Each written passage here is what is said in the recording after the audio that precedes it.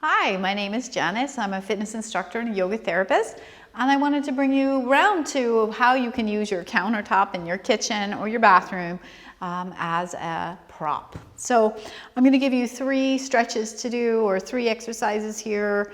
One is strengthening, one is a little back stretch, and then one is a release for the shoulder.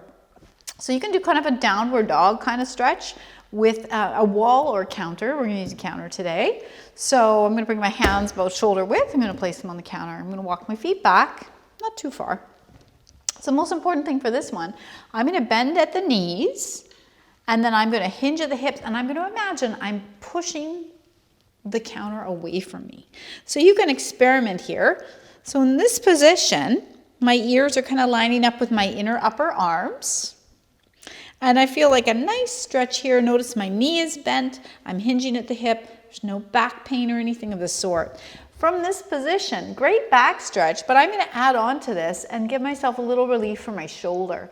So I'm going to do a little traction. One arm is going to release, and I'm just going to let it hang.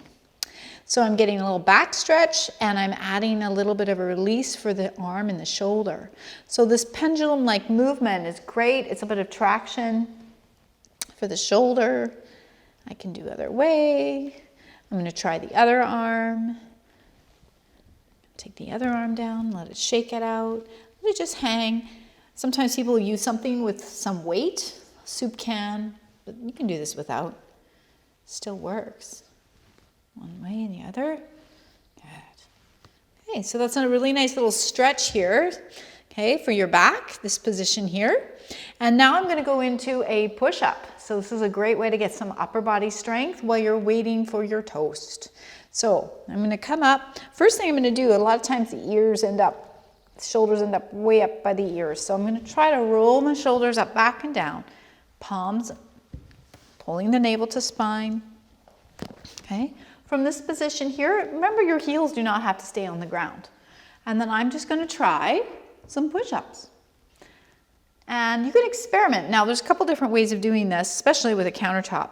I can let the elbows go out to the sides and bring my chest towards the counter. So that's one option.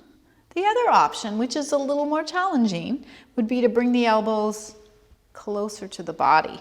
So it's almost more like lowering into a plank position. But they could go out to the side. What's great about this is give you a bit of weight bearing in the wrists and the hands. Weight bearing activity is what you require for our bones to stay strong. And we don't get a lot of weight bearing in the wrist. And it's actually the most common break in the human body. So this weight bearing activity can be really helpful. Yeah. So you can do as many as you like. You could do, I don't know, until you get tired or until your toast pops, whatever you're making in the kitchen. So there you go. You've got a push up at the wall. Great way to get some upper body strength, some weight bearing activity. Notice my heels do lift. They don't stay on the ground. Okay. And then if you're really feeling ambitious today, you can try a one-arm push-up. Notice you'll get much less range of motion, especially with the countertop. So for me at the counter, I usually do both arms. And in another video, I'm going to use the wall, and I'm going to show you how to do more of a tricep push-up from the wall. But countertops are great. Great options for upper body strength.